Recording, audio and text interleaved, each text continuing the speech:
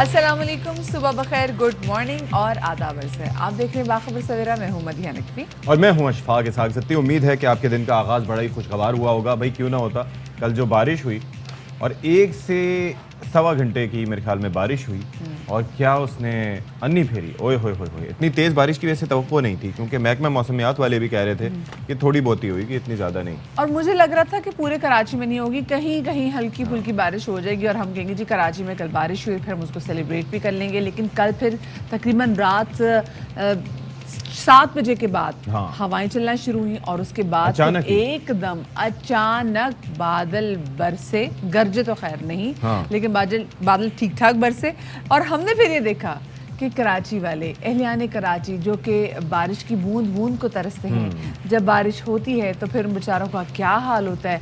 वही बात, क्योंकि ना ड्रेनेज का अच्छा सिस्टम है, ना सीवेज का सिस्टम है। मरकजी शाहराहों पे रात को 12 बजे जब मैं निकला तो मैंने देखा कि वहाँ पर अब भी पानी मौजूद था। और ये बड़ी शाहराहों का आप सोच लें कि वहाँ पर ये हाल है। और ऐसे सड़क पे पत्थर बजरी रोड़े ऐसे पड़े हुए थे कि आप सोच रहे थे कि पता नहीं कहाँ से कोई सैलाब इनको बहा के ले आए। अच्छा जी, एक चीज़ पे मैं चाहूँगा कि भाई वो आपको पता है ना कि IMF की डील वगैरह हो गई है, तो आप पता नहीं उसके इम्पैक्ट क्या होगा। दूसरा, आलमी मार्केट में जो ऑयल प्राइसेस हैं वो नीचे आई हैं, उसका इम्पैक्ट अभी देखना होगा कि क्या हमें रिलीफ मिलेगा या नहीं मिलेगा। डॉलर आएगा 175 पे या फिर पेट्रोल आएगा नीचे। लेकिन एक चीज़ पे hats off to the government.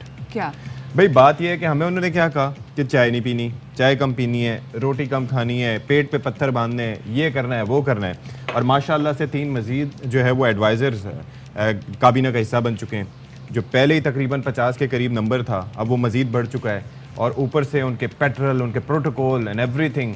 Petrol से मना नहीं हो गया इनकी, पेट्रोल तो मना हो गया। भाई एक मैं वीडियो देख रहा था और उसके अंदर एक बड़े सीनियर सहाफ़ी की जानिब से शेयर की गई थी कि इसके अंदर वफाकी दारुल हुकूमत इस्लामाबाद में एक जो रोटी लेने के लिए गए जी जी जी, आपने भी देखी होगी वो वीडियो। आप ही ने और उसके अंदर आप ये देखिए कि माशाल्लाह से कितनी गाड़ियाँ थी, कितनी 3 से 4 या 5 गाड़ियाँ थी और फुली लोडेड गाड़ियाँ थी।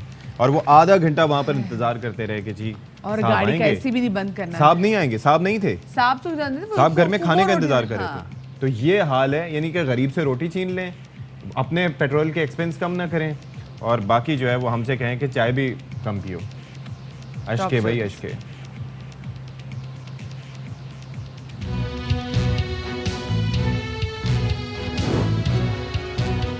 महंगाई के बोझ तले दबे शहरियों पर मजीद बोझ डालने की तैयारियां। IMF से मामला तय हो गए।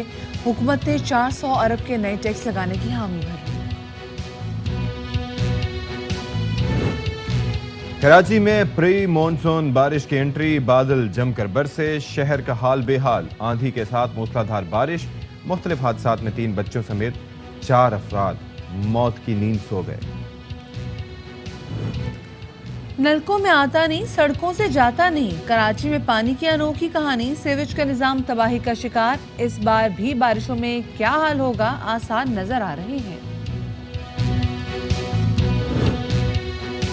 दुनिया की 1 अरब आबादी जहनी मर्ज का शिकार है। हर 7वां शख्स नौजवान है।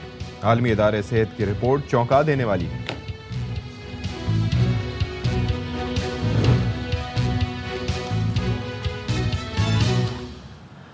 वो कहते हैं ना कि मेरे पास 100 दुर्रे, तो कुछ पाकिस्तानी आवाम के भी हालात कुछ ऐसे ही हैं और मुश्किलात तो ऐसी हैं कि हमारे कम होने का नाम ही नहीं ले रही।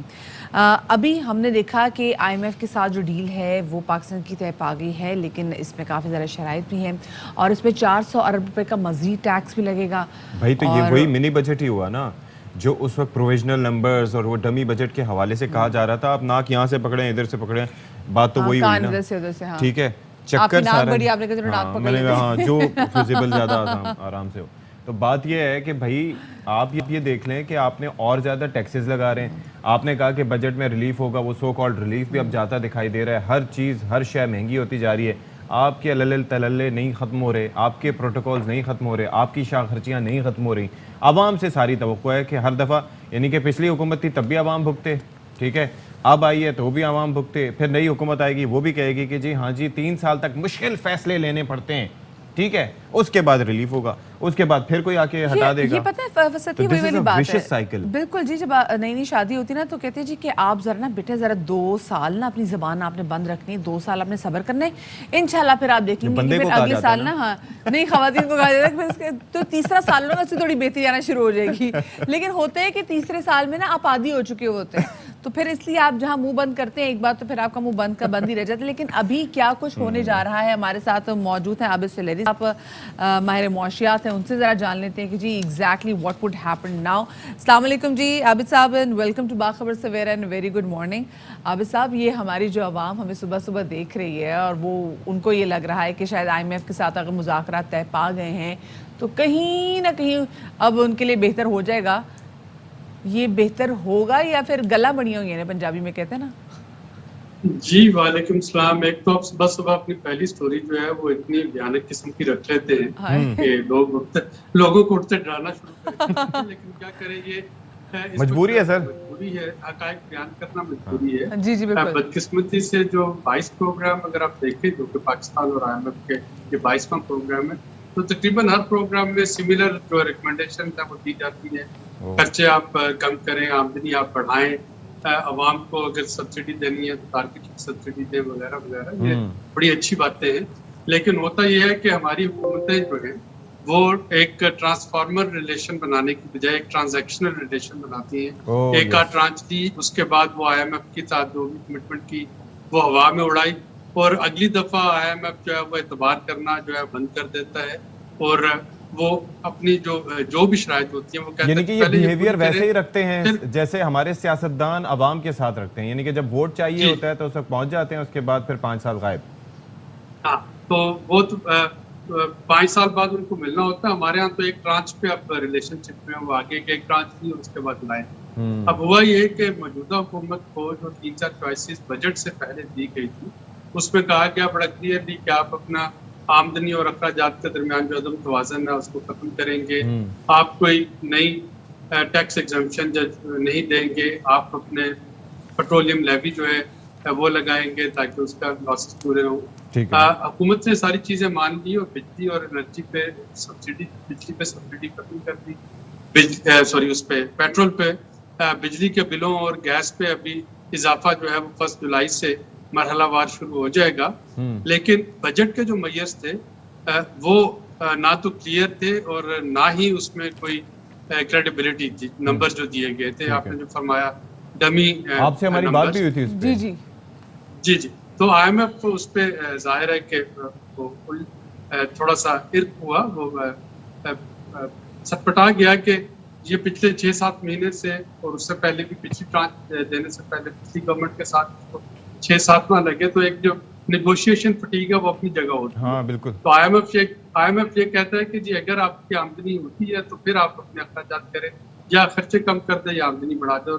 अब ये पहली दफा है कि बजट अभी असेंबली से पास नहीं हुआ और उसमें रिवीजन करनी पड़ रही है। पहले तो मिनी बजट आते थे, अब इस बजट के फौरन बाद जो प्रेजेंट किया गया 10 जून को, अब एक करेक्टिव बजट जो है वो फाइनल हो रहा है। और वो जब आपके नंबर्स अप्रूव होंगे IMF की तरफ से नोट ऑफ अप्रूवल मिलेगी, फिर वो नंबर अप्रूव होंगे और फिर जाके आपका ट्रांच जो है वो रिलीज होने की तरफ जाएगा। तो आप साहब मुझे ये बताइए, जो अभी वैसे बात कर रहे थे कि ठीक है अभी 400 अरब के मजीद टैक्सेस लगेंगे, तो उससे तो तनख्वाहदार तबका ना उसका ऑलरेडी तरा निकल जाता है, उस बेचारे की जान निकल जाती है। क्योंकि होता है कि जब भी टैक्सेस लगाए जाते हैं ना, जो तनख्वाहदार तबका ना उसी की गिच्ची पकड़ी जाती है, बजाय ये कि दायरा कार को बढ़ाया जाए। हम यहाँ देखते हैं हमारे ताजी बिरादरी में भी हमेशा वो भी उनको भी कभी कह दे जी इन पे टैक्स बढ़ाना है तो वो खापड़ लहदा से डाल देते हैं, तो एंड में पिस्ता ढूंढ लेते हैं उससे निकलने का। एग्जैक्टली, क्योंकि वो फिर आके जो बस फंसाते ऐसे ब्लैकमेल ऐसे करते हैं कि आप कुछ कर नहीं सकते।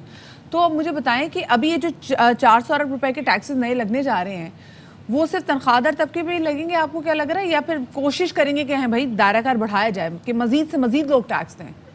नहीं, सिर्फ तनख्वाहदार तबके से तो ये पूरे नहीं होंगे। इसके लिए नए टैक्सेस जो है वो टैक्स पे उनको भी शामिल करना होगा और इसमें शायद कुछ इनडायरेक्ट टैक्सेस जो है वो भी बढ़ जाएंगे, क्योंकि जो रिलीफ दिया गया था उस रिलीफ में से जो जिनकी आमदन 50,000 रुपये या 1 लाख रुपए माहाना है, आपने देखा कि उनको तकरीबन 1200 रुपए सालाना टैक्स जो है वो वसूल किया जा रहा होगा। ठीक है। तो वो 400 अरब नहीं बनाएगा। तो 400 अरब पूरा करने के लिए कुछ एग्जम्पशन और टैक्स हॉलीडेज वापस लेना होगी।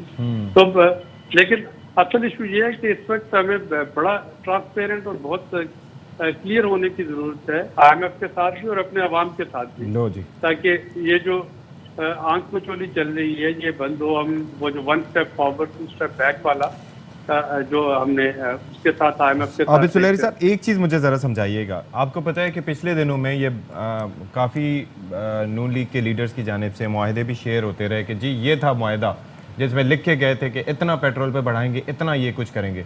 यू रिमेंबर दैट ना? ऐसी चीज़ें ट्विटर पर शेयर हो रही थी।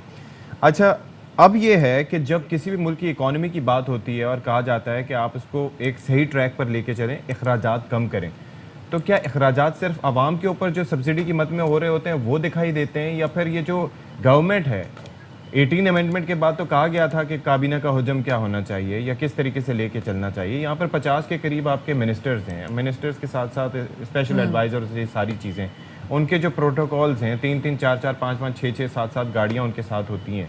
वो जो अखराजात हैं, क्या IMF की उन पर नज़र होती है? क्या हुकूमत भी अपने अखराजात कम करे किसी तरह से, या वो? देखिए, IMF तो आपको कहती है कि आमदनी के हिसाब से अखराजात करें।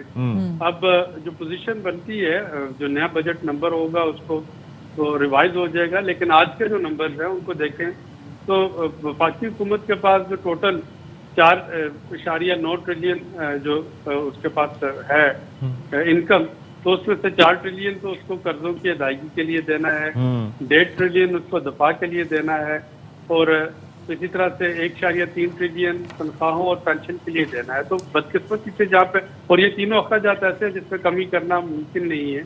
कर्जे भी आपने वापस करने हैं, मुल्क की सिक्योरिटी पे भी आप कॉम्प्रोमाइज नहीं कर सकते हैं, और आप अपनी तनख्वाहें जो वफाक को चलाने के लिए और जो पेंशन है उनको भी नहीं रोक सकते। तो बदकिस्मती से फिर वो सारी जो डेवलपमेंट एक्सपेंडिचर्स होते हैं उन्हीं पर कटौती होती है। लेकिन आपने बिल्कुल दुरुस्त फरमाया, ये बदकिस्मती से 18वीं तरमीम के बाद से, जिसका कि एक मेजर फोकस यही था कि वफाक पे जो बोझ है वो कम होगा, मिनिस्ट्रियों का, वजारतों का।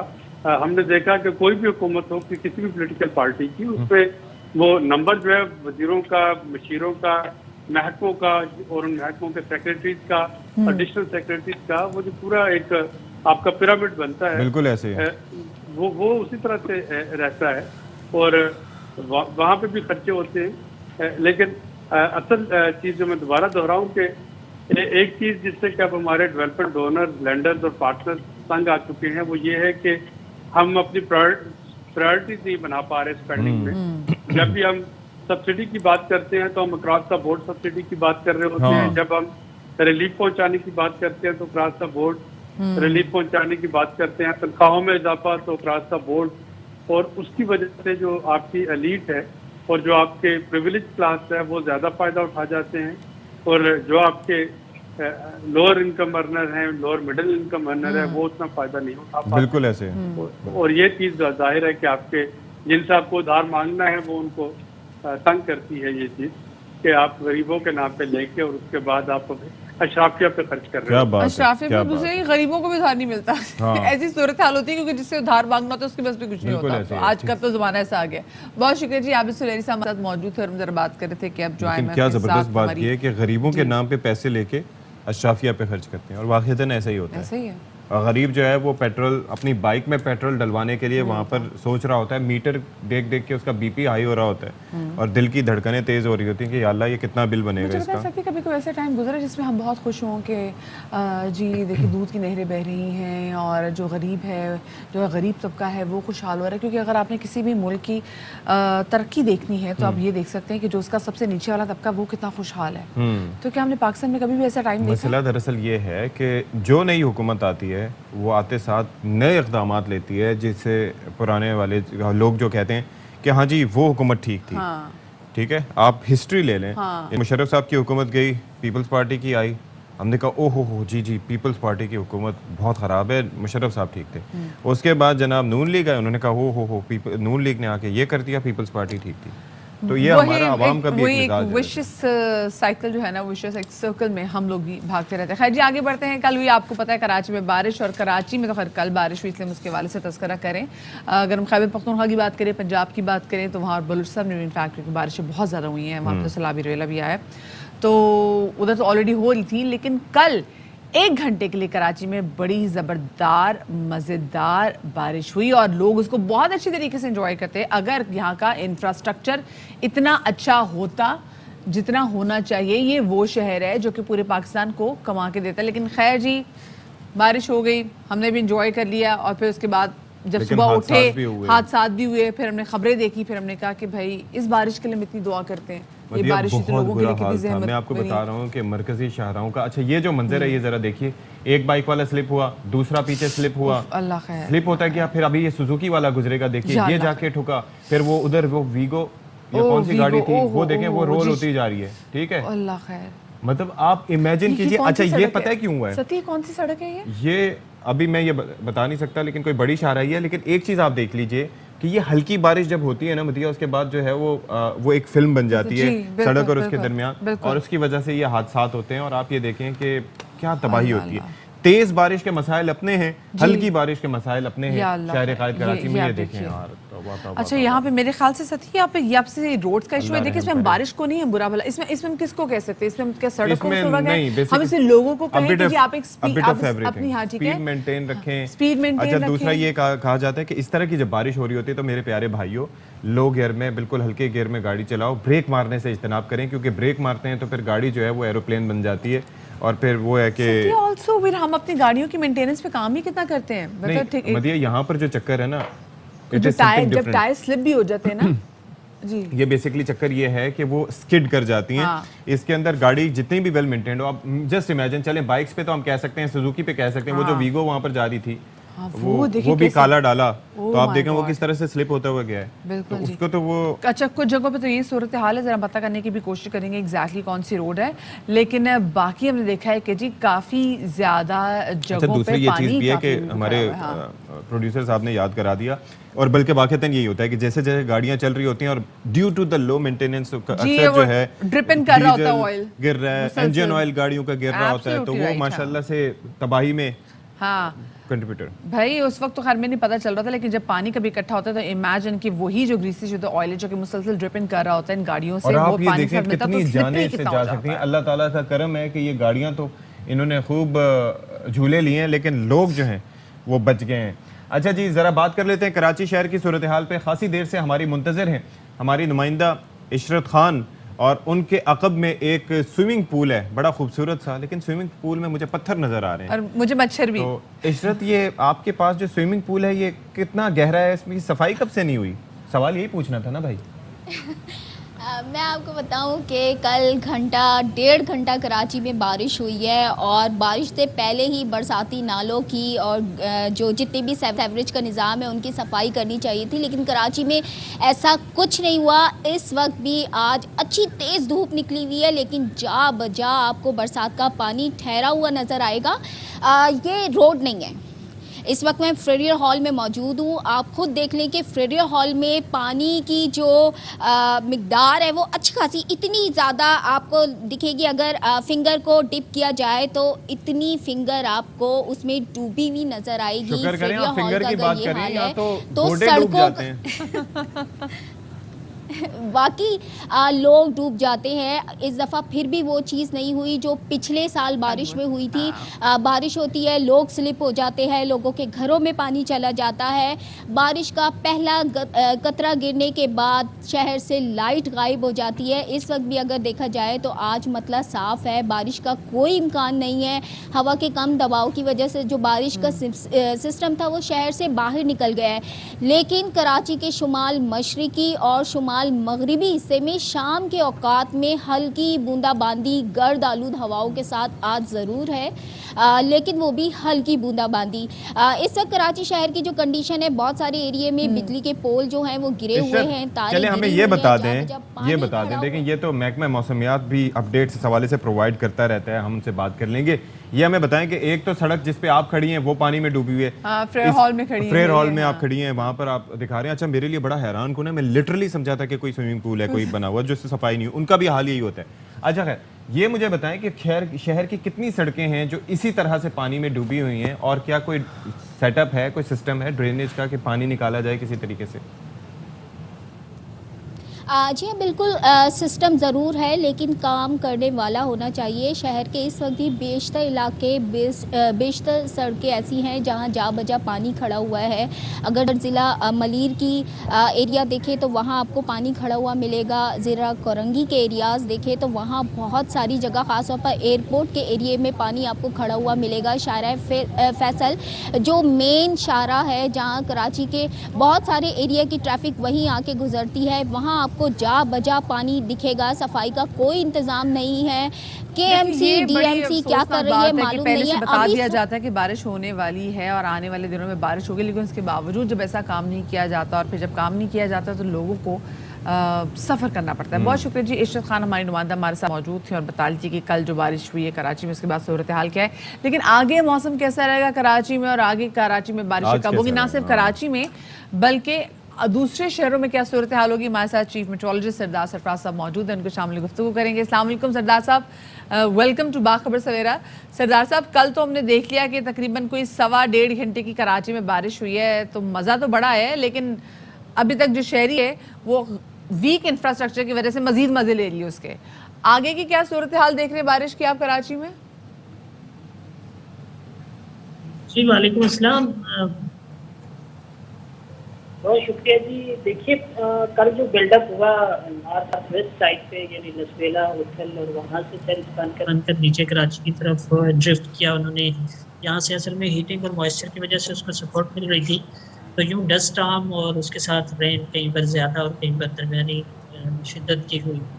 तो आज तो खैर मौसम वही जनरली गर्म और मरतूब रहेगा, इसलिए किसी भी तरह से मुअत्तल के उसके बजाय शुमाल मगरिब से या शुमाल मगरिब से दिन के पहले हिस्से में ये हवाएं चलेंगी, तो उसके नतीजे में गर्म मौसम रहेगा, गर्म और मरतूब। लेकिन कराची की जो आउटस्कर्ट्स हैं, यानी वही जो नॉर्थ वेस्ट साइड है, हब से ऊपर जो एरिया है, लसबेला हो गया, उथल हो गया, फिर नीचे हब, और इधर फिर साउथ ईस्ट यानी ठट्ठा का जो एरिया है, साउथ ईस्ट समंदर के साथ, यहाँ पर कुछ आइसोलेटेड एक्टिविटी हो सकती है शाम में, तो बिल्डअप होकर। अच्छा सरदार साहब, हम आपको ज़रा दोबारा से कॉल मिलाते हैं, क्योंकि थोड़ी सी आवाज़ आपकी हमारी सही तक जो है पहुंच नहीं पा रही, क्योंकि हम बात मौसम के हवाले से कर रहे हैं। तो सती वैसे ये बताएं कि इन्होंने तो हमसे मुझे पहले भी बात हुई थी, आज से 3 हफ्ते पहले भी बात हुई थी, तो तब उन्होंने ना सिर्फ कराची बल्कि बाकी भी मुल्क में जो सूरत हाल होगी इस हवाले से बताया था, बट स्टिल क्यों एक्शन लिया जाता? मैं हैरान हूँ, क्योंकि वजह उसकी ये है कि चक्कर सारा ये है कि जिस तरीके से हम मौसम की सूरत हाल देख रहे हैं, अच्छा मौसम जो है वो बिगड़ता है, सारी चीज़ें बिगड़ती हैं, इनकी जानिब से प्रेडिक्शंस भी दी जाती हैं, लेकिन परेशानी ये होती है कि हुकूमत की जानिब से कोई इक़दामात नहीं किए जाते। अब जबकि आप देख लें कि बकरीद की भी आमद है, इसी वजह से लोग कुर्बानी कैसे करेंगे, जानवर भीग जाएंगे तो क्या सिचुएशन होगी। इसी वजह से तो सत्य हम देख रहे हैं कि आजकल हर बंदा पूछ भी रहा है कि हाँ भी बताया आज का मौसम कैसा रहेगा, क्योंकि लोगों ने जो कुर्बानी के जानवर हैं वो भी अपने पास ऑफ कोर्स घर भी आ गए हैं। सरदार सरफराज ने दोबारा ज्वाइन किया। सरदार साहब ये बताएगा कि क्या सूरत हाल रहेगी?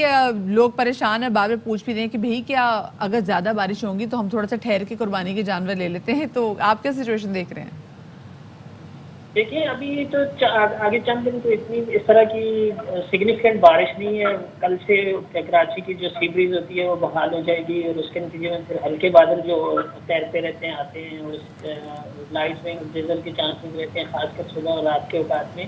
तो अगले चंद दिन तक तो ये इस तरह का ही मौसम रहेगा कराची में। लेकिन 30 जून से या फिर 1 जुलाई से आगे चांसेस होंगे दोबारा से मानसून का स्पेल दाखिल होगा, और वो अच्छा स्पेल दिखाई दे रहा है। एज ऑफ टुडेज कंडीशन में कह सकता हूँ कि वो अच्छा स्पेल होगा, और 3-4 दिन पर वही तो वो स्पेल दिख रहा है, और उसके नतीजे में अच्छी तेज़ बारिश होगी दोबारा। ओके जी, चलें, अच्छा है भाई, ये ज़बरदस्त है। अच्छा, अब ये है कि चक्कर ये है कि लोगों को परेशानी खासी होगी, क्योंकि अगर आगे जो है वो 30 जून के बाद बारिश का सिलसिला शुरू होता है, फिर लोगों को बड़ा देखना भालना होगा इस हवाले से, क्योंकि लोग जानवर ले आते हैं, बाहर बांधते हैं, घर के अंदर कोई बांधने की इस तरह से जगह नहीं होती। अब वो बारिश में जानवर भीगेंगे तो मसाइल बहुत होंगे उनके लिए। बहुत शुक्रिया जी। सरफराज साहब हमारे साथ मौजूद थे, अपडेट कर रहे थे। एक ब्रेक लेते हैं जी। जी बिल्कुल, एक छोटी सी ब्रेक लेते हैं, हमारे साथ रहेगा।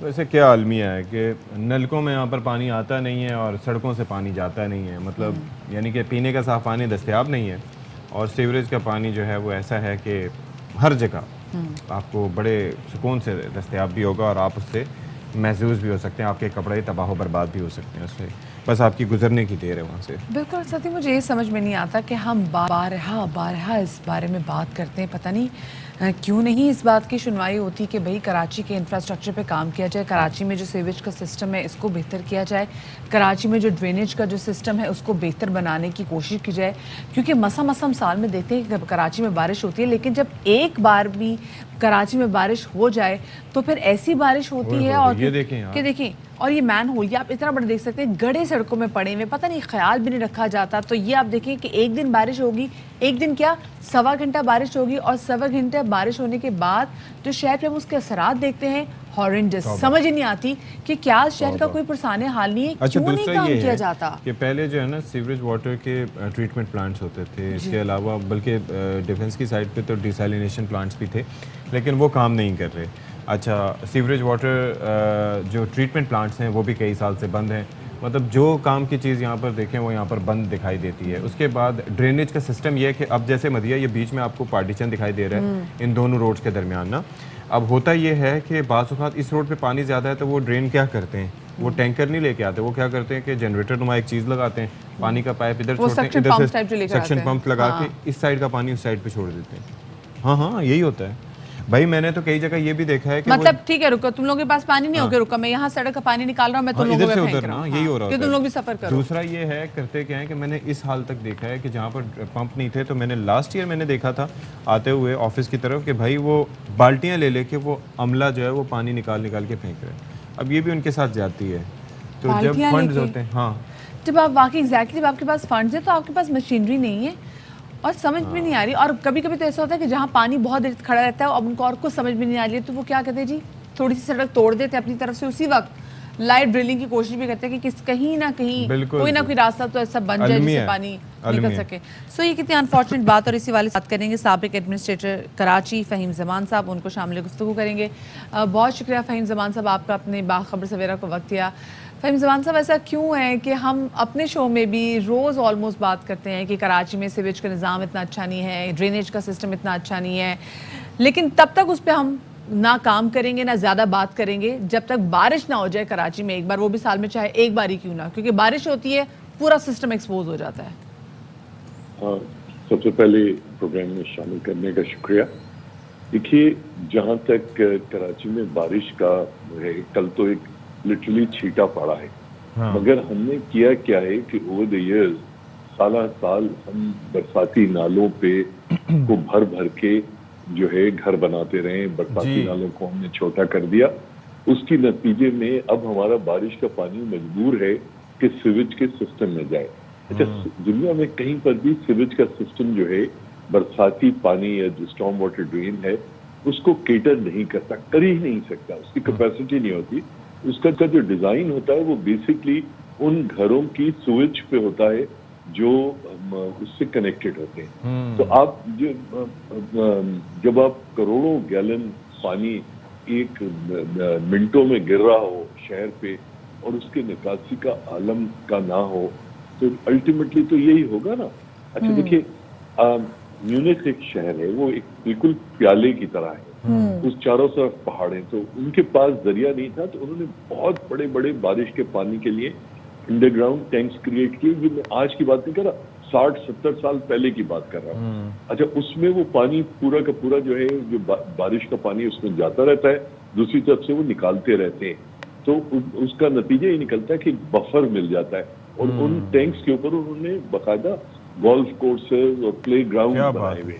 तो हम लोग तो बेसिकली कौम या शहरी या शहर तो है ही नहीं ना। सर शुक्र है कि यहाँ पर नहीं बनाए, शुक्र करें कि यहाँ पर नहीं बनाए, वरना यहाँ पर जिस ठेकेदार को कॉन्ट्रैक्ट दिया जाता तो कुछ अर्से बाद वो पूरी की पूरी फुटबॉल की टीम अंदर होती। जी बिल्कुल सही कह रहे हैं आप। मतलब यही है ना कि नीलों में आपको, क्योंकि वहां पर ये स्टॉर्म वाटर ड्रेन चूंकि पहले में था तो पंप करके निकाला जाता था पानी। अब वो चूंकि शहर बड़ा हो गया और उसके बाद वो भरने लगा तो उन्होंने तो मतलब ये सारी चीजें, कराची भी कोई 3,500 स्क्वायर किलोमीटर का शहर है, छोटा मोटा शहर नहीं है। इसके मुकाबले में लाहौर कोई 1700 किलोमीटर का शहर है। बिल्कुल, इसके पास आज भी स्पेस मौजूद है, इसके पास आज भी, आप तो समंदर के साथ बैठे हैं, आपको तो अंडरग्राउंड शायद टैंक बनाने की भी जरूरत ना हो। आप स्टॉर्म वाटर ड्रेन्स में या बरसाती नालों में आप सीवेज चलाते हैं पूरे शहर का। उसके बाद सुप्रीम कोर्ट ऑर्डर कर देता है तो कहते जी हमने 3 नाले साफ कर दिया। जी, गुज्जर नाला, पता नहीं इंक्रोचमेंट तो आपने हटा दी, मगर सीवेज तो आज भी उन्हें में जा रहा है। आप सोल्जर बाजार नाला चले जाइए, आप गुजर नाला चले जाएं, आप कोई से भी महमूदाबाद नाला, सीवेज तो उन्हीं में चल रहा है। तो अच्छा तकरीबन कोई 50 करोड़ गैलन पानी आता है, उसमें से कोई 30 करोड़ गैलन जो है सीवेज में डेली ट्रांसफर। सर एक और चीज मुझे ये बताइए, देखें जी, आपसे आज से तकरीबन पूरे के पूरे 10 साल पहले हमारी बात हुई थी और उस वक्त जो इशू था, मतलब टीवी चैनल दूसरा था, लेकिन उस वक्त बल्दिया की जो फैक्ट्री फायर है उसके ऊपर हमने आपसे गुफ्तगू की थी, मैंने आपसे गुफ्तगू की थी, ठीक है। अब चक्कर ये है कि 10 साल गुजर गए, अभी वो हाल में एक हमने देखा था कि एक शॉपिंग मॉल कह लें या एक ऐसा था, वहाँ पर आप वहाँ पर आग लगी और वहाँ पर हमने वही सिचुएशन देखी जो वहाँ पर थी, यानी कि आग बुझाने के लिए हमारी कैपेसिटी नहीं थी। इसी तरीके से पानी देखिए, फिर हम गलत देखिए, बल्दिया फैक्ट्री की फायर में आग लगाने की, बुझाने की हमारी कैपेसिटी तो नहीं थी, वो तो अपनी जगह है। हाँ, मगर आप मिनरल कौम ये देखिए कि लोग जो 286 लोग जिंदा जल के मर गए थे, वो इसलिए मरे थे क्योंकि जो फायर एस्केप्स थे उनके ऊपर ग्रिल्स लगा दी थी। जी जी, आज भी आप बल्दिया में जाइए, ये वो जो फायर फैक्ट्री हुई थी वो बनारस में से, वहाँ जितनी फैक्ट्रीज हैं जिनके अंदर ये बन रहा है, उनकी तमाम फायर एस्केप्स पे खिड़कियों पे ग्रिलें लगी हुई हैं। मकसद यही है बात करने का, वो मिसाल इसीलिए दे रहा था सर कि हमने उस वक्त से अब तक ना उस हवाले से कुछ सीखा, चीजें वैसे की वैसी नहीं सीखते ना, मैंने कहा उसी तरीके से सड़कों पे होता है, हर साल इस हवाले से बात होती है, हर साल बड़े इमोशनल वीडियोस टीवी चैनल्स पे चलती हैं, प्रोमोज बनते हैं, लेकिन वही हाल होता है, कोई नहीं सीखता।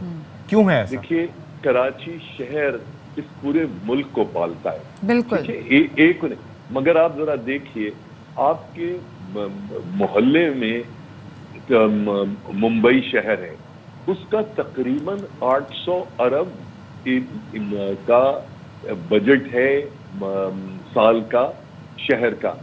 आपको 100 अरब भी नहीं मिलते। आपको आजकल इश्क हुआ है इस्तांबुल से, इस्तांबुल का तकरीबन 900 या 1000, अब तो हमारे रुपए की कीमत और गिर गई, उसके हिसाब से शहर का बजट है। इस शहर को लोग जो है ना सोने का अंडा देने वाली मुर्गी समझते, समझो, मगर कम से कम इस शहर को एम्पावर कर दो। इस शहर में वसाइल मौजूद है।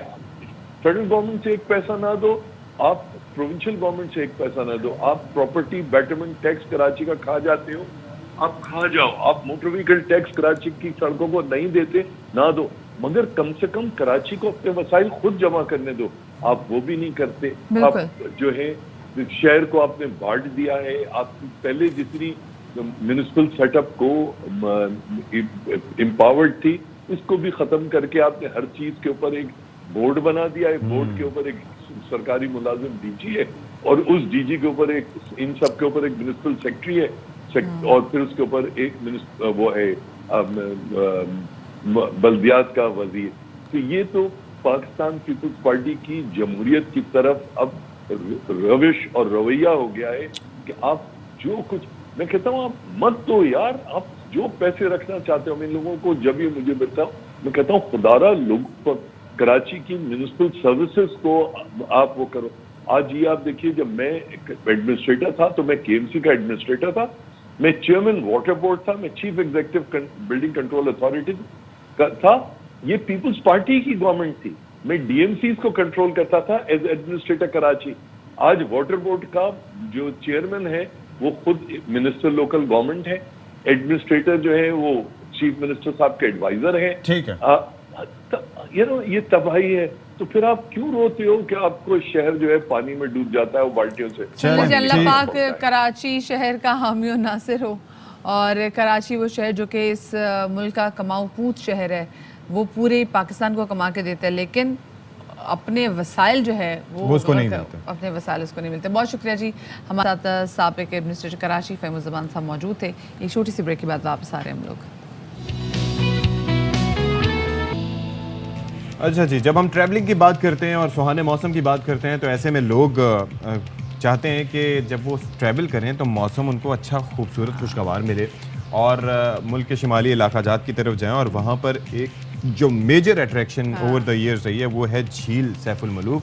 यानी कि लोग वहाँ पर जाना एक एजाज़ समझते थे कि भाई वहाँ पर हम गए, और मतलब ये है कि हमारी ट्रैवल हिस्ट्री में निशानियां छोड़ाते हैं वहाँ पे। जी जी बिल्कुल, माशाल्लाह। अपनी प्लास्टिक के शॉपर, बच्चों के पैम्पर्स, पानी की बोतलें, हाँ, लंच बॉक्सेस, एवरीथिंग उनको होता है लोग, ताकि लोगों को पता चले कि यहाँ पे मैं आई थी या आया था। तो खैर, लेकिन ये झील इतनी खूबसूरत है कि जब आप जहाँ जाते हैं और आप एक उसका नज़ारा ही लेते हैं तो आप ज़िंदगी के बड़े गम भूल जाते हैं। तो और उम्मीद है कि आप इस वक्त नाश्ता कर रहे होंगे और हम यहाँ पर गर्मा गर्म ग्रीन टी और चाय से मुस्तफ़ीद हो रहे हैं। आपका ये पहला कप है ना चाय का? जी, अब इकलौता। फिर ठीक है, पहले मैं बता दूँ, फिर सही है, वरना तो बड़ा मसला हो जाना था। एहसन इकबाल साहब ने नाराज़ हो जाना था। नहीं, आप नाराज़ ना हो, एक ही चाय। शाम में शायद एक और पी लूँ, रात में नींद आए तो हो सकता है फिर एक और पी लूँ, लेकिन वो एक ही पीऊँगी एक टाइम पे, दो नहीं पीऊँगी, एक। नहीं तो अभी मैं सोच रहा था कि अगर अभिनंदन अभी इस दौरान आ जाता तो हम उसको क्या पिला के भेजते फिर? नंदू को तो चाय, नंदू को तो हम चाय पिलाते। हाँ, फिर हम गिराते बड़ा तैयार, भाई महंगाई ज्यादा है। फिर हमने गिराना था राफेल, गिराना था, या फिर गिराना था Su-30, या फिर बस हाँ, इन दोनों के अलावा कोई नहीं गिराना था। मिग 29 हमें इतने पसंद नहीं है, और फ्लाइंग कॉफिन्स यानी कि मिग 21 को तो हमने गिराना ही नहीं है, वो तो खुद ही गिर जाते हैं। वो तो हमारे शाहीनों को देख के दिख जाते हैं, नोज डाइव कर देते हैं। तो बात ये है कि अब हमने सोच लिया है, चाय पीनी है तो बड़ा तैयारा लेके आओ, फिर हम तुम्हें बताएंगे। हो गया? एहसन इकबाल भी खुश, हम भी खुश, मईशत भी खुश, हाँ, मईशत भी खुश, कौम भी खुश, सब खुश। तो इसी खुशी खुशी के साथ टॉप स्टोरीज।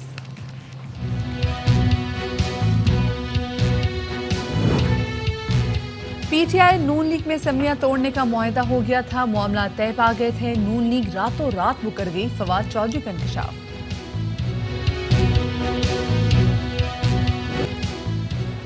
हैं लोग वही जहां में अच्छे, आते हैं जो काम दूसरों के। दुनिया भर में आज पब्लिक सर्विस डे मनाया जा रहा है।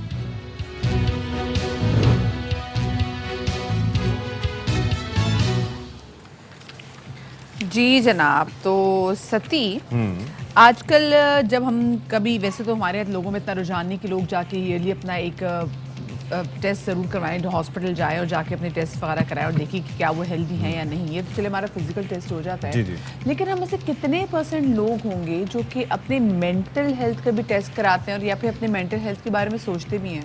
नहीं, बहुत कम ऐसा होता है, क्योंकि रियलाइजेशन नहीं होती। अच्छा, वैसे एक चीज़ मैंने ये भी देखी है कि मैं कोई BBC पे ये आर्टिकल पढ़ रहा था, उसके अंदर ये था कि ख़वातीन फिर भी इस हवाले से उनके अंदर अवेयरनेस है, वो बात करती हैं, लेकिन मर्द हजरात जो हैं इस पर बात नहीं करते और वो चुपचाप ही चीज़ें जो हैं वो बर्दाश्त कर रहे होते हैं, इग्नोर कर रहे होते हैं। वो समझते हैं कि इस पर बात करेंगे तो लोग उन्हें तो हमारी मर्दी नहीं, एक ये भी खतरा है ना कि हमारी मर्दानगी जो है ना वो इससे खतरे में ना पड़ जाए कि अगर हम बोलेंगे ओ यार मैं तो नफ्सियाती तौर पर, तू पागल है। क्योंकि अगर हम ये बोले कि जी मेंटल हेल्थ के इश्यूज है, तो मेंटल हेल्थ के इश्यूज ये नहीं है कि जी आप पागल हैं, अब नफ्सियाती नहीं। There lot of things that going on जो कि हमें नहीं पता होता है। जो हमारी जिंदगियों में जितने मसाइल चल रहे हैं, लेट्स एक्सेप्ट इट कि हम किसी न किसी लेवल पे हैं नफ्सियाती। और अगर हमें कोई दिमागी मसला नहीं होगा तो हम फिर देन एबनॉर्मल होंगे। तो बात यह है कि ये अंडरस्टैंडिंग बहुत ज़रूरी है, लेकिन बात यह है कि यहाँ पर जो 2-3 बड़े-बड़े हॉस्पिटल्स में चलते चलते सड़क पे इशारा पे देखता हूँ तो उसको देख के इंसान थोड़ा सा फासले से गुजरता है, क्योंकि इसको अभी तक टैबू समझा जाता है या कोई और मसले मसाइल हैं कि लोग ना तो इस हवाले से इतना सोचते हैं, ना ही इस पर कुछ काम करते हैं, और ना ही हमारे आसपास रहने वाले हमारे जो फैमिली मेम्बर्स हैं उनको एहसास होता है कि यार ये जहनी दबाव से अगर गुजर रहा है यानी कि ये एक ऐसी चीज है जो किसी को नजर नहीं आती। स्ट्रेस, टेंशन, डिप्रेशन, ये वो चीजें हैं कि जो और यही वो चीज है सती जो कि साइलेंट किलर साबित होती है। स्ट्रेस, डिप्रेशन आपको आहिस्ता आहिस्ता मार रहा होता है लेकिन आपको नहीं पता चलता। हम किस हवाले से बात नहीं करते, इस हवाले से बात करेंगे वर्ल्ड हेल्थ ऑर्गेनाइजेशन, क्योंकि हमने देखा है जो रिपोर्ट भी आई है वो आपके सामने, जिसमें कि 1 अरब आबादी में से हर 7वां जो आदमी है वो किसी ना किसी मेंटल स्ट्रेस का शिकार। जी कोरोना से पहले, ठीक है, ये मैं कोरोना से पहले आपको बता रही हूँ, हर 7वां शख्स जो है नौजवान है। एक तो नौजवान लोगों में ये बढ़ता चला जा रहा है और कोरोना वबा के पहले साल में बेचैनी और डिप्रेशन की शरह में 25% जो है वो इजाफा हुआ था। मैं तो देख मतलब नंबर्स आर वेरी हाई। यानी कि आप सोचें कि अगर 1 अरब आबादी जो है वो नफसियाती मर्ज का शिकार हो, फिर उसके अंदर से हर सातवां बंदा जो है वो एक नौजवान हो, यानी कि आप समझते हैं कि ये वो उम्र होती है जिसके अंदर मसले मसाइल अभी आना शुरू होते हैं, केयर फ्री डेज होते हैं। तो क्या वजह है, इस पर बात कर लेते हैं माहिर अमराज नफ्सियात प्रोफेसर डॉक्टर इकबाल आफरीदी साहब एक बार फिर से हमारे प्रोग्राम की जीनत बन रहे हैं। कुछ अर्सा पहले भी आप तशरीफ लाए थे, कैसे हैं सर, खैरियत से? शुक्रिया, ठीक ठाक है, थैंक यू भाई। हमने एक थोड़ा सा तस्करा किया कि किस तरीके से ये हमारी हेल्थ को इफेक्ट करती है, लेकिन आप बताइएगा कि ये जो रिपोर्ट सामने आई है ये कितनी अलार्मिंग है? देखिए, बिस्मिल्लाह, दरअसल बात ये है कि नफसियाती मसाइल तो शुरू से ही थे, लेकिन जब से अब लिटरेसी रेट बढ़ा है, ख्वानदगी की शरह बढ़ी, लोगों को समझ में आने लगा। पहले तो ये था कि लोग सफ़र करते थे और उनका ख्याल था कि शायद मुझे कोई मसला नहीं है, जिस्मानी बीमारी को वो बीमारी समझते थे। इस पर मुझे याद आया कि एक बार हम सर्वे कर रहे थे गिलगित में, तो एक खातून से पूछा कि क्या आपकी तबीयत इतनी उदास हो जाती है कि रोने को दिल करता है? कही कि आपको कैसे पता चला? क्योंकि डॉक्टर तो पूछता है कि नज़ला है, खांसी है, सर दर्द है, जिस्म में दर्द है। उनका ख्याल है कि नहीं, ये जो इमोशनल कंपोनेंट है वो जो उनके लिए जो है, तो लिहाजा हम ये कहते हैं कि ये अभी ख़ास तौर पर ये कोरोना के बाद जब मसले मसाइल बढ़ गए, जिसमें इक्तिसादी प्रॉब्लम, मिलना मिलाना कम हो गया और यानी टच जो डिप्राइव हो गया ना, लोग हाथ नहीं मिला रहे हैं, गले नहीं मिल रहे, बच्चों के साथ नहीं मिले, तो इससे ये मजीद बढ़ गए हैं। और डॉक्टर साहब, इससे पता चला कि एक वो जो टच की कितनी अहमियत होती थी, लोग जो आपको गले लगा के प्यार से मिलते थे, उसकी कितनी अहमियत थी जब आपने लोगों के साथ फिजिकल डिस्टेंस मेंटेन किया। जी बिल्कुल, तब पता चला कि नहीं, ये भी एक नेमत थी। जी हाँ, ये पता चला है कि इससे जो है ना हमारे जिस्म में बाकायदा कुछ रतूबतें हैं जिसमें सेरोटोनिन, नॉरएपिनेफ्रिन, एड्रेनलिन ये खारिज होते हैं, और इसके साथ साथ जो है जो हैप्पी हार्मोन है या जो लव हार्मोन है वो निकलते हैं। वो बच्चे माँ बाप के साथ जो है वो है, या दोस्तों के साथ जो ताल्लुकात हैं वो नहीं होने लगे। और इस टच डिप्राइवेशन पे बाकायदा स्टडी की गई कि ये इसकी वजह से बड़े कंसीक्वेंस आ रहे हैं और लोग बाहर नहीं निकल रहे मिलने। इंसान तो एक समाजी, यानी कि आप ये देख लीजिए कि एक और फैक्टर भी है ना, एक तो ये हो गया, दूसरा ये है कि हर कोई दूसरे को शक की निगाह से देख रहा है। यानी कि वो ये सोचता रहा इस कोविड-19 के दौर में कि ये शख्स मेरी मौत की वजह बन सकता है, यानी कि भले वो उसका करीबी रिश्तेदार ही क्यों ना हो। तो ये भी एक फैक्टर है। और इसके साथ साथ ये है कि समाजी तौर पर इंसान जो है वो चाहता है कि समाजी तौर पर इर्द गिर्द कोई हो, कोई उससे पूछे, कोई उससे वो किसी से पूछे, कोई उसकी तारीफ करे, कोई वो किसकी और की तारीफ करे। तो ये चीज़ें नहीं होने लगी। और साथ साथ अब ये देखा गया है कि अब लोगों में मीडिया के बाद रुझान आने लगा, और जो अभी आप लोग बात कर रहे थे कि ख़वातीन ज़्यादा कैपेबल हैं टू डिस्क्राइब देयर फीलिंग, जल्दी इमोशनी इजहार कर देती हैं। मर्द नहीं है। बच्चे को कहते हैं खबरदार, मर्द का बच्चा बनना, रोना नहीं है। मर्द रोता नहीं है। तो फिर वो नशे में चला जाता है, शराब पीता है, नशे करता है, तो वो सिगरेट पीने लग जाता है। और वो और फिर दूसरा रिवाजी तौर पर हमें खत लिखेंगे, यहाँ पर सब खैरियत है और आपकी खैरियत खुदा करीम से नेक चाहता हूँ, दीगर अहवाल ये कि फलां ये तो मुझे मेरे खत आपने याद करा दिया जो मैं अपनी नानी को लिख कर, तो वो रिवाजी तौर पर। अच्छा, किसी से कहते हैं दुनिया में सबसे ज्यादा झूठ क्या बोला जाता है कि आई एम फाइन, और उर्दू हमारे भाई क्या तक मुंह क्यों सूजा हुआ है? कुछ नहीं भाई, कुछ नहीं, तो कुछ तो है जो आपका कुछ प्रॉब्लम है। अच्छा डॉक्टर साहब, इसकी आपको नहीं लगता है बड़ी वजह ये भी क्योंकि हम जो है इस बात से भी डरते हैं, कतराते हैं कि कहीं ट्रस्ट डेफिसिट तो है कि हम अगर अपने आप किसी अपना दुखड़ा किसी को सुनाएंगे तो हमें जज करेगा। और दूसरी बात है, यहाँ पे लोग सुनने को तैयार नहीं। अगर सती कल कला मुझे को बताएगा कि मेरे साथ देखो ये प्रॉब्लम है, तुम्हें कहूँगी तुम्हें क्या पता, ये तो कुछ भी नहीं, मेरी जिंदगी में तो तुमसे ज्यादा प्रॉब्लम है। और एक और फैक्टर, लेट मी ऐड, एक और फैक्टर ये भी है कि आपको ये नहीं पता कि आपके कल इस शख्स से ताल्लुकात अगर ख़राब होते हैं किसी भी वजह से, या आपकी कोई बात उसको बुरी लगती है, तो वो पूरे जहान में जाके आपकी मेंटल हेल्थ का ढंडोरा नहीं पीटे। ये बड़ा ज़रूरी है कि हम कॉन्फिडेंशियलिटी, इवन हमारे डॉक्टर्स जो है जिस पे ऑब्लिगेशन है कि अपनी तक महदूद रखेगा बात, ये एथिकली हम बाउंड हैं। इसी तरह से आपके दोस्त को बताते हैं, क्या दूसरे को नहीं बताना, मैंने इस तरह फैलते फैलते बात आ जाती है, तो लोग एक दूसरे के ऊपर ट्रस्ट नहीं करते हैं। और ये मेरा ख्याल है कि सिविक सेंस हमारे स्कूलों कॉलेजों में और वालिदैन को चाहिए कि अपने बच्चों में डालें कि बजाय ये, और इस्लाम में तो है कि आप किसी की गैर मौजूदगी में बात करते हैं चाहे वो गलत, तो लिहाजा हमें चाहिए कि जो बात किसी ने मुझे बताई उसका अगर उसको फ़ायदा नहीं है तो क्यों जिक्र करूँ। ग़ीबत भी होगी, साथ में अमानत में ख़यानत भी तो होगी ना।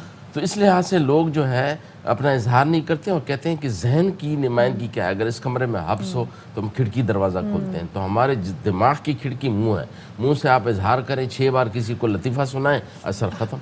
अच्छा डॉक्टर साहब, हम बैरूनी मुल्क में देखते हैं कि वहाँ पे ग्रीफ ग्रुप्स भी पाए जाते हैं। वो लोग जो कि कैंसर सर्वाइवर्स होते हैं, बहुत सारे सिचुएशन में हम देखते हैं, ग्रुप्स देखते हैं जो कि आपकी हिम्मत बंधाते हैं।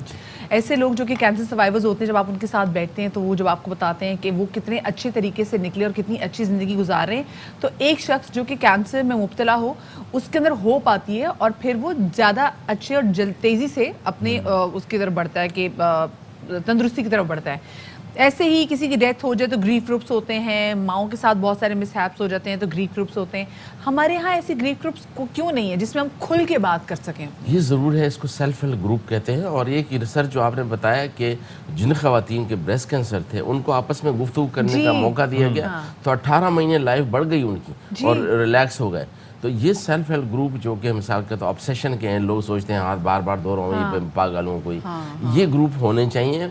तो जिसकी वजह से, और दुनिया के बड़े बड़े तंजीमें हैं जिसमें ऐसी हुई हैं, लेकिन हमारे यहाँ चूँकि जो मोबाइल का इस्तेमाल फजूल चीज़ों के लिए तो है, इन चीज़ों के लिए होना चाहिए। अच्छा सर, एक और चीज़ भी है कि हम अक्सर अपने सेगमेंट्स में भी बात करते हैं पोस्टपार्टम पोस्ट नेटल डिप्रेशन के हवाले से, ठीक है, हम लेकिन तस्करा करते हैं उसके अंदर बारहा, क्योंकि ख़वातीन एक बड़े मुश्किल तजुर्बे से गुजरी होती हैं, उनकी बॉडी पूरी इम्पैक्ट होता है, उस पर इम्पैक्ट होता है, उनकी इमोशनल उनके ऊपर इम्पैक्ट होता है। तो हम बात करते हैं कि पोस्ट नेटल या पोस्टपार्टम डिप्रेशन का शिकार वो रहती हैं, लेकिन ये अभी तहकीक में सामने आया है कि मर्द भी इस चीज़ से गुजरते हैं जी। अभी BBC की एक रिपोर्ट में मैंने पढ़ा कि वो भी होते हैं, फाइनेंसिस की वजह से हो सकता है, कम उम्र में बाप बनने की वजह से हो सकता है, there are so many reasons, because sometimes they are not ready, sometimes they are not ready, लेकिन उसके ऊपर कोई बात नहीं करता। ये जो पहली बात आपने बताई, इस पे तो हमने एक रिसर्च की कि पाकिस्तानी ख़वातीन जो प्रेग्नेंट है 48% को डिप्रेशन था, और पाकिस्तानी जो कनाडा में रहती थी उनको था तकरीबन 29%, और जो लोकल कैनेडियन थी उनको था तकरीबन 9%। कितना फ़र्क पड़ा। इसकी वजह यह है कि हमारे यहाँ सास और उनको तवक्को बेटा पैदा हो, ये हो, फलाना हो, और इमोशनल डिपेंडेंसी भी आ जाती है। इसमें मैं बात बताना चाहता हूँ कि लोग शादियों पे फजूल खर्चे करते हैं, शादी के जोड़े पे वो प्रेगनेंसी डिलीवरी पे खर्चा करें, उस पर नहीं करते भाई। और 3 घंटे की 4 घंटे की तकरीब के लिए एक जोड़ा ले लिया, वो अगर उसको प्रेगनेंसी डिलीवरी के लिए पैसे रखे जाएं तो बहुत मसले मसाइल हल होंगे, और इसकी वजह से पोस्टपार्टम डिप्रेशन होता है। और जो आपने दूसरी बात की कि मर्द, इस पर भी हमने रिसर्च की है कि जिन ख़वातीन की बच्चे पैदा होते हैं उनके शौहरों पर क्या गुजरती है। बैरूनी दुनिया में ऐसा है कि शौहर की मौजूदगी वहाँ लेबर रूम में ज़रूरी है। हमारे हमने रिसर्च की तो बड़ी मुश्किल से जिन्ना हॉस्पिटल में 23% लोग आ गए, बार बार कहने पे उन्हें कि नहीं हमारा काम नहीं है, औरतों वाला काम।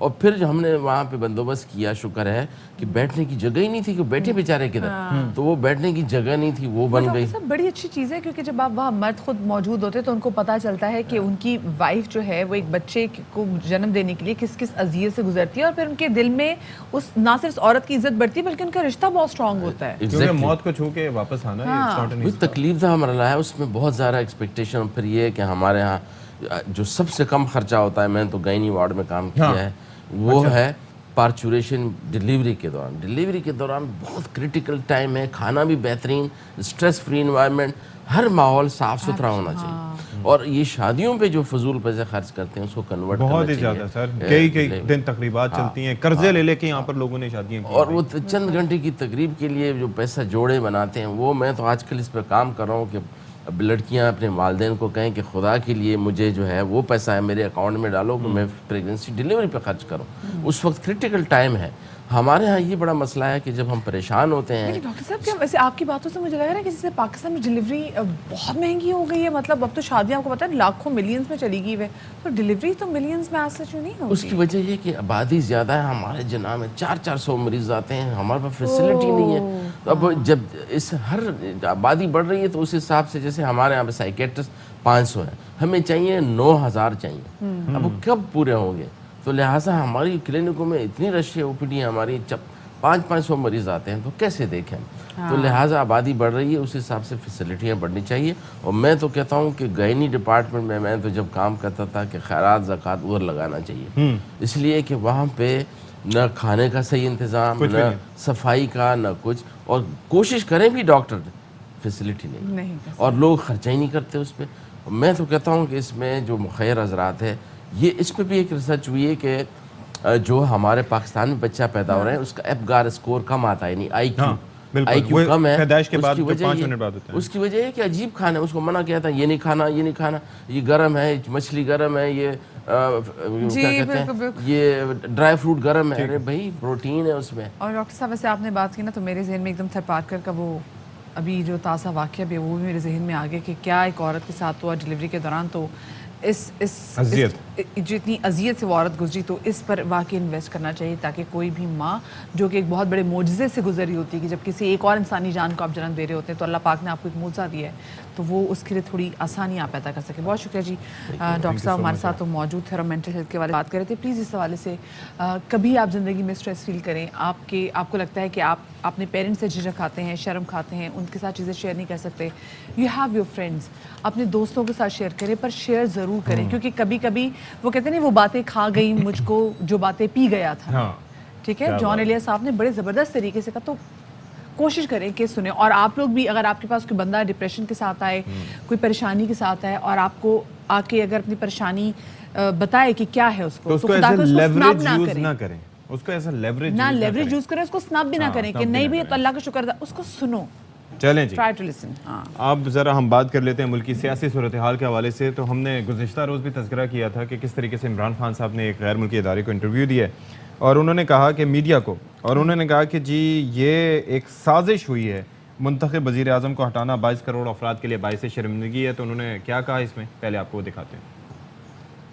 An elected prime minister is removed by this conspiracy, and we know what the conspiracy was. All we want is an inquiry into this because we feel there is blatant evidence of regime change. Actually, also in the cipher, the US Undersecretary tells our ambassador that my trip, the Prime Minister's trip then to Russia, they were disapproved of, and I think that became the bone of contention, which is why this regime change conspiracy took place. The State Department clearly, or this Undersecretary, Donald Lu, clearly did not think this would become public. Because, look, he threatens the ambassador. And now we have the official communique, which is that these people have come into power. Rather than having a roadmap to fix the economy, all they're doing is trying to get rid of their corruption cases of billions of rupees.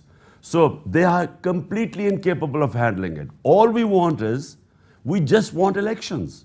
We want free and fair elections so that let the people of Pakistan decide who should run the country rather than a US-backed regime change. और दूसरी जानिब कल साबिक वफाकी वज़ीर फवाद चौधरी साहब उन्होंने कल प्रोग्राम पावर प्ले में अरशद शरीफ साहब से बात करते कहा कि मामला तय पा गए थे और ये था कि हम असम्बली में वापस जाएंगे। नून लीग से मामला तय पा गए थे, हमने असम्बलीज़ में वापस जाना था, असम्बलीज़ में जाके फिर वो असम्बलीज़ को रिजॉल्व करके नए इलेक्शंस की कॉल देनी थी। लेकिन जब मामला तय पा गए और मुस्लिम लीग नून को लगा कि हम वीक हो गए तो रातों रात वो मुकर भी गए। क्या कहना था, आपको सुनवाते हैं। देंगे, हम इलेक्शंस करवाते हैं, आप बस असेंबलियों में आ जाएं। हम असेंबलियों में जाते हैं, आप इलेक्शन की डेट दे दें। जो ही उन्होंने देखा कि नहीं जी ये तो थोड़ा कमजोर हो गए हैं, वो बदल गए रातों रात। चेंज तो पाकिस्तान में हमेशा जो है वो फौज और जुडिशरी ने मिलकर की है। एक्सक्रिया अदारा ना चाहता तो नहीं सकती। फौज और जुडिशरी दोनों पॉलिटिकल प्लेयर है। जुल्फिकार अली भुट्टो जैसे शख्स को फांसी लगा दी इन्होंने, तो जुल्म की हद है, कोई मजाक थोड़ी है। आपने कहा या वो इस तरफ होते हैं या उस तरफ होते हैं, कि पहले वो इस तरफ थे अब वो उस तरफ चले गए, यही कह रहे हैं आप? यही समझ लें। और माफ़ कीजिएगा, प्रोग्राम ऑफ द रिकॉर्ड में काशिफ अब्बासी से बात करते हुए फवाद चौधरी साहब ने तमाम सूरत हाल उनको बयान की कि exactly what was the scenario according to him. अच्छा जी, तो अब ये है कि थोड़ा सा ये जोड़ तोड़ भी हो रही है और आपस में दस्तबरदारियां भी चल रही हैं, भाईचारा बड़ा उरूज पे है। वो ये है कि पीपल्स पार्टी और मुस्लिम लीग नून के दरमियान जो पंजाब असम्बली की 20 नशस्तें हैं उन पर कुछ मामला तय पाया है। अता तारड़ साहब ने क्या इस मौके पर कहा, ज़रा आपको सुनवाते हैं। 20 बाई इलेक्शंस हैं सूबा पंजाब में। मुश्तरका तौर पे हम इंशाल्लाह इलेक्शन लड़ने जा रहे हैं। जहाँ जहाँ पीपल्स पार्टी के उम्मीदवारों ने कागज़ दिए हैं वो तमाम कागज़ वो वापस लेंगे। पीपल्स पार्टी की अब सपोर्ट के साथ हर हलके में हमारी पोजीशन मजीद मुस्तहकम होगी। लाहौर से लेकर डेरा गाजी खान तक जहाँ जहाँ ये इलेक्शन हो रहे हैं उस हवाले से हर सीट पर आपस में इतफाक बढ़ाने। PTI को बहुत दिक्कत पेश आ रही है। नून लीग के उम्मीदवार साबका और जो सिटिंग PTI के लोग पार्टी छोड़कर हमारे पास आए वो एक कश्ती में अब सवार हैं। इलेक्शन PTI के लिए बड़ा टफ होगा। चले जी, मुल्क में सियासत हो रही है, भरपूर सियासत हो रही है, तो इसी वाले से बात करेंगे। हमारे साथ मौजूद हैं मारूफ तजियाकार चौधरी गुलाम हुसैन साहब, उनको सामने गुफ्तगू करेंगे। चौधरी साहब बहुत शुक्रिया आपका, आपने बाखबर सवेरा को वक्त दिया। Very good morning as well. Chaudhry साहब, जो सियासी सूरत हाल चल रही है और उसमें स्पेसिफिकली हम देख रहे हैं कि किस तरीके से कॉम्बैट करिए पाकिस्तान तहरीक इंसाफ मुसलसल टफ टाइम देने की कोशिश करी हुकूमत वक्त को, तो उनकी इस हिकमत अमली के हवाले से क्या कॉमेंट करना चाहेंगे पहले आप? उनकी हिकमत अमली तो आवाम ने कामयाब करा दी ना। 10 अप्रैल की रात से, यानी 9 और 10 की दरमियानी रात से लेके फिर उनका ग्राफ नीचे नहीं गया। अच्छा, वो तो उनका जो ताकत है उनकी जो, यानी मैं एक बल्कि अब मामूली सी बात है, जब ये इमरान खान हुकूमत थी, जो शख्स नज़र आता था, जो भी उनको वो लगता था कि ये प्रोग्राम करते हैं, कुछ करते हैं, वो जी बेड़ा गर्क हो गया, फलां हो गया, बददुआएं, ये वो। अब 2-2.5 महीने तो हो गए इनको आए, ठीक है, कोई एक शख्स नहीं मुझे मिला जी आप नवाज लीग जो है वो बड़ी अच्छी है, तो अब मतलब है किसी ने उनकी हमायत नहीं की। जो बंदा भी रेस्टोरेंट में मिले, सड़क पर मिले, कहीं भी मिले, ऐसा ही है, तो लोग नाला हैं। तो वो खान साहब उस हद तक तो जीत गए हैं। अब उनका टेस्ट तो ये है कि वो जो इलेक्शन चाह रहे हैं वो उनको मिलते हैं कि नहीं। सर इसी पे सवाल ये है ना कि एक जानिब हम देख रहे हैं कि महंगाई उरूज पे है, लोग सिसक रहे हैं, तड़प रहे हैं, 234 पेट्रोल हो गया और भी मजीद बढ़ेगा। ये IMF की डील भी अभी हो गई है, उसके नतीजे में पैसे मिलेंगे, कह रहे हैं चाइना से भी कुछ पैसे आएंगे, और साथ ही साथ जो अपने एडवाइज़र्स और मिनिस्टर्स की तादाद है वो भी बढ़ाते जा रहे हैं। यानी कि हर तरफ से जो है वो मामलात आगे बढ़ते जा रहे हैं। अब तहरीक इंसाफ के पास क्या ऑप्शंस रह जाता है? जलसे करके देख लिए, प्रेशर दे के देख लिया, ये तो नहीं जा रहे हुकूमत छोड़ के, तो फिर नहीं, कैसे नहीं होगा? ये नहीं जाएंगे, they will be forced. How? देखें उस दिन उन्होंने फौज से तसादुम को अवॉइड करके पीछे हट गए थे 25 मई की सुबह, अच्छा 26 की सुबह जी। तो वो मतलब है कि दैट ऑप्शन इज देयर। फिर उनके पास असम्बलियों से, यानी कौमी असम्बली से तो वो इस्तीफे दे चुके हैं। उसके बाद उनके पास फेडरल का KP की गवर्नमेंट है, वहाँ असम्बली में अक्सरियत है, पंजाब में अक्सरियत के बराबर है, फिर बलोचिस्तान में उनके बंदे हैं, सिंध में उनके बंदे हैं। तो वो ऑप्शन तो खान साहब के साथ लिमिटेड नहीं है, लेकिन वो यूज नहीं कर पा रहे जी, यूज नहीं कर पा रहे, ये करना नहीं, नहीं वो चाह रहे। ठीक अपने प्रोग्राम के तहत जा रहे हैं। अब उन्होंने कहा है ना मैं 10 जुलाई के अंदर बार कॉल दूंगा, ओके, तो उसका मतलब है कि वो अल्टीमेटम दे दिया ना। अच्छा, तो वो तो पहले भी दिया था चौधरी साहब, उन्होंने 6 दिन का। हाँ नहीं, वो फिर उन्होंने आगे चेंज किया है ना कि मैं सुप्रीम कोर्ट पर छोड़ता हूँ, अच्छा ठीक कि है, वो हमें अलाउ करें कि कहाँ हम प्रोटेस्ट कर सकते हैं। अब जाहिर है फिर अगला लाया अमल देंगे। जाहिर है इतनी मतलब इतना तशद्दुद होगा तो हाँ, लोग कैसे दोबारा निकलेंगे? इतना तशद्दुद पहले हुआ है औरतों और बच्चों समेत, वो कोई काबिल कबूल बात नहीं है। और तशद्दुद और ये सादम जो है उसके नतीजे में फिर नॉर्मल जमहूरी अमल जो है ना वो नहीं चल रहा। लेकिन सर एक और चीज़ भी है ना कि खान साहब जाहिर है कि एक मकबूल आम लीडर हैं, उनकी ज़िंदगी के भी जो खतरात लाहक हैं, जाहिर है वो भी सबके सामने है। वो कोची नाम का एक शख्स का तज़किरा भी किया था फयाजुल हसन चौहान साहब ने, तो उसी की वजह से हमने देखा कि अभी इतवार को जो प्रोटेस्ट हुआ था तो खान साहब ने घर में से बैठ के वीडियो लिंक के जरिए खिताब किया। तो आगे भी ये खतरात तो बरकरार रहेंगे, तो फिर खान साहब अगर नहीं निकलेंगे तो लोग कैसे निकलेंगे? नहीं, खान साहब नहीं निकले तो देखा नहीं आपने कराची जैसे शहर में कितने हजार बंदा निकला हुआ था उस दिन। तो वही पैटर्न फॉलो होगा आपके ख्याल में? वो नहीं, कोई इशू नहीं है, खान जाएगा, अभी जा रहे हैं वो जलसे करने। अच्छा, ये जो बाई इलेक्शन हो रहे हैं पंजाब में। अच्छा हाँ, ये आपने पंजाब के बाई इलेक्शन के हवाले से बात किया, तो आपको चौधरी साहब क्या सिचुएशन लग रही, आपको लग रहा है कि पाकिस्तान तहरीक इंसाफ जो कि हुकूमत चेंज होने से पहले पंजाब में अपनी मकबूलियत काफ़ी हद तक हो चुकी थी, वो हमने कैंटोनमेंट इलेक्शन में भी इनका हाल देखा था तो पता चल गया था कि एग्जैक्टली वो स्टैंड कहाँ पे कर रहे हैं, तो आपको लग रहा है कि अभी जो मौजूदा सूरत हाल है उसमें कहीं ना कहीं उनकी पोजीशन तगड़ी है? अब तो उनकी हर जगह तगड़ी है। अब तो ये सोच रहे हैं ये लोग जो बैठे हुए हैं कि हम किसी तरह ये इलेक्शन जो है ना पोस्टपोन कर दें। अच्छा। ये तो सारा इन्हिसार अब इंतजामिया और पुलिस पर करके बैठे हुए हैं। अच्छा, अवामी हमायत नाम की शय जो है वो नून लीग के नजदीक भी नहीं है। ठीक, बहुत शुक्रिया चौधरी गुलाम साहब हमारे साथ मौजूद थे और जो मौजूदा सियासी सूरत हाल है उस पर सैर हासिल हमने उनसे मैं देख रही हूँ टेंशन कितनी हवा में भर गई। पहली बार ऐसा हुआ है कि ना चौधरी साहब ने आपको जुगत मारी ना मुझे जुगत मारी। चौधरी साहब नाराज तो है जो हालात है मुल्क के, वाकई सही कह रहे हैं। ब्रेक लेते हैं जी।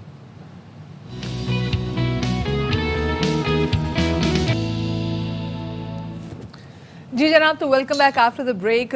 पाकिस्तान में टैलेंट की बिल्कुल भी कमी नहीं है और पाकिस्तान की गली गली कूचे कूचे में आप देखेंगे कि आपको बड़े ही टैलेंटेड किस्म के लोग मिलेंगे। स्पेसिफिकली अगर आप पाकिस्तान में लोगों के सुरों के हवाले से बात करेंगे तो ऐसा लगता है कि हर शख्स ही पाकिस्तान में सुरीला है सिवाय मेरे को सिवाय मेरे डरे उस दिन से जिस दिन मैं इतना पक्का सुर यहाँ पर लोगों के सामने निकालूं कि हैरान परेशान रह जाएं। हाँ, सकते में आ जाएं, सकते में, लेकिन पत्थर के बन जाएं। अब आपको लेकिन आपको पता है अगर आपको अच्छी मौसीकी सुनिए तो जरूरी नहीं कि आपको किसी कॉन्सर्ट में जाना होगा या फिर आपको किसी बज़म में जाके बैठना होगा कि आप अच्छी गजल एंजॉय कर सकें।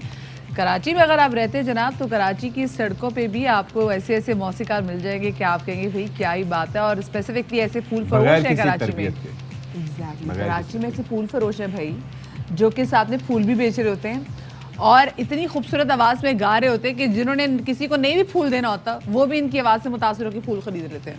क्या बात है। तो आज आपका तारुफ करवाए देते हैं और आपकी मुलाकात बल्कि करवाए देते हैं। स्टूडियोज़ में हमने दावत दी है नौजवान मोहम्मद जाकिर को और उनसे ज़रा बात कर लेते हैं। बहुत शुक्रिया जाकिर, आपने हमारे लिए वक्त निकाला।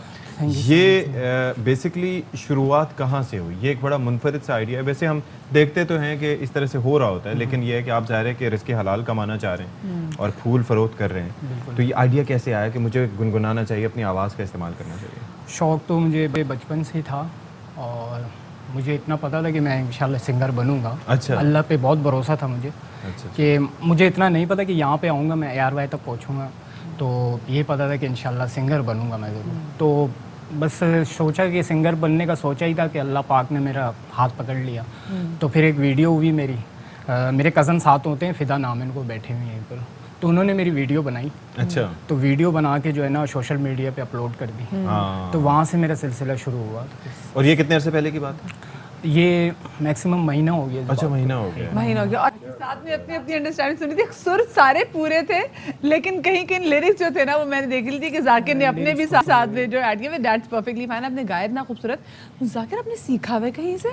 नहीं, मैंने सीखा हुआ तो नहीं है। हाँ। बस टीवी पे देख कर सुन कर जो है ना। पता साथी मैं देख रही, आपको ही पता है कि दुनिया भर में ऐसा होता है जो कुछ ऐसी मारूफ और मसरूफ शायरा होती हैं जो कि स्पेसिफिकली टूरिस्ट के लिए होती हैं, तो वहाँ पे तो फूल बेचने की भी जरूरत नहीं होती। वहाँ पे सिंगर्स सिर्फ अपना गिटार लेके बैठे होते हैं, तो आते जाते जो लोग हैं पूरा सेटअप होता है ना, ड्रम भी होता है, एग्जैक्टली एप्रिशिएट करते हुए उनको कोई टोकन ऐसे जरूर दे जाते हैं, तो उनको तो जरूरत ही नहीं होती कि फूल बेचने की भी। सो लोगों का रिस्पॉन्स कैसा आता है? बहुत अच्छा रिस्पॉन्स, कमेंट्स देख के बहुत खुशी होती है कि जब लोग दुआएं करते हैं कि अल्लाह पाक कामयाब करे आपको, और भाई आप फूल बेचते हो तो हमारी दुआ है कि आप इंशाल्लाह एक बड़े सिंगर बने और फ्यूचर के सिंगर बने। अच्छा जाकिर, आप ये 2 साल से फूल बेच रहे हैं, जी, तो 2 साल से आपकी सिंगिंग भी चल रही है या सिंगिंग कितने अरसे से चल रही है? सिंगिंग तो बस बचपन से शौक था मुझे। बचपन से? बचपन में भी ये होता था कि कोई बिठा लेता था तो एक सॉन्ग सुनाओ तो तुम्हें मैं ना चीज़ दिला दूंगा फलाना, तो ऐसा वैसा। तो बचपन से शौक था मुझे कि मैंने सोचा हुआ था कि एक सिंगर बनूंगा मैं इंशाल्लाह।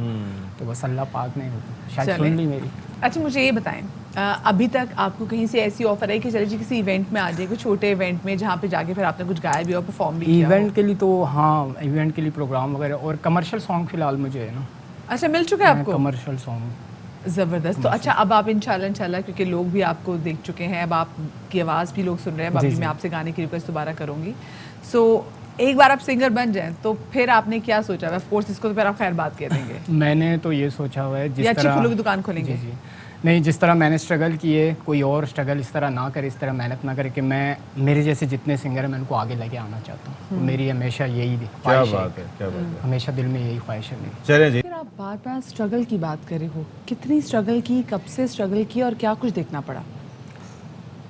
स्ट्रगल जब मैं कर रहा था तो मुझे बहुत से लोगों ने और क्या उम्र थी? पैसे लिए कि आपकी वीडियोस बनाएंगे। अच्छा। तो तकरीबन एक जगह मैंने मेहनत की थी और वो मेरे मेहनत के पैसे 20,000 रुपये मैंने दिए उनको। हाँ। और मेरी एक वीडियो बना के मुझे दी थी, तो वो मैंने सोशल मीडिया उन्होंने डाली थी, मैंने तो खैर नहीं डाली थी। तो फिर उसका कोई रिस्पांस भी नहीं आया था मुझे। अच्छा।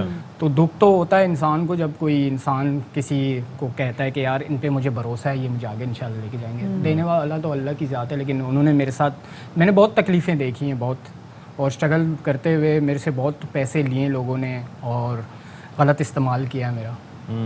तो बस मैं यही कहता हूँ कि मैंने तो अल्लाह पे छोड़ा। मैंने आज तक उनको ना मैसेज किया ना दोबारा से रिटर्न मैंने ये कहा कि आप लोगों ने मेरे साथ ऐसा किया। चलें चलें चलें, अल्लाह ताला आपके लिए आसानियाँ करे और जाकिर आप बहुत कामयाबी नसीब करें। आपके सॉन्ग जो आप कह रहे हैं कमर्शियल सॉन्ग आपको मिला है तो आप कामयाब हो। तो बहरहाल आपका जब कॉन्सर्ट हो इंशाल्लाह आगे जाके आप कामयाब हो तो हमें फ्री पासेस जरूर दीजिए। ठीक है मदिया? नहीं हम टिकट्स खरीद लेंगे ताकि सपोर्ट हो। हाँ जी, लेकिन कुछ सपोर्ट जरूरत भी ना हो ना, वीवीआईपी पासेस यू नो। अल्लाह करे इंशाल्लाह, जरूर जरूर इंशाल्लाह वो दिन अल्लाह जब आप जल्दी लेकर आए। हम एक छोटी सी ब्रेक की तरफ जा रहे हैं, हमारे साथ रहिएगा।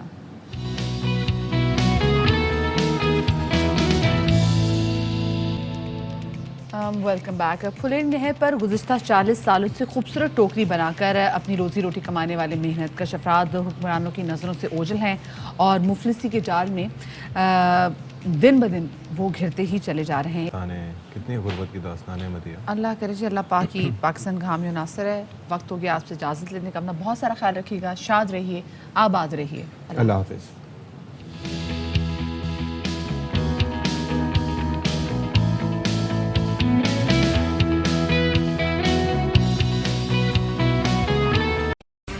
अहम तरीन खबरें अब एक क्लिक की दूरी पर। आपके पसंदीदा टॉक शोज हों या अहम मुल्की या गैर मुल्की शख्सियात की न्यूज कॉन्फ्रेंसेस, हर लम्हा बाखबर रहने के लिए सब्सक्राइब करें हमारा YouTube चैनल। मौसम की सूरत हाल हो या खेल के मैदान से खबरें, अपने मोबाइल फोन से मुल्की और बैनुल-अक़वामी अहम खबरों तक रसाई के लिए डाउनलोड कीजिए मोबाइल ऐप। बावसूख ज़राए से मुसद्दिका खबरों, तज्ज़ियों और तबसरों से मुस्तफ़ीद होने के लिए विजिट कीजिए पाकिस्तान की सबसे बड़ी न्यूज वेबसाइट www.arYnews.tv। इन सब के अलावा पाकिस्तान का सबसे बड़ा फेसबुक पेज हो, सबसे बड़ा न्यूज इंस्टाग्राम अकाउंट या फिर ट्विटर, ARY न्यूज पहुंचा रहा है खबरें सबसे पहले आप तक, ताकि आप रहें हर लम्हा बाखबर।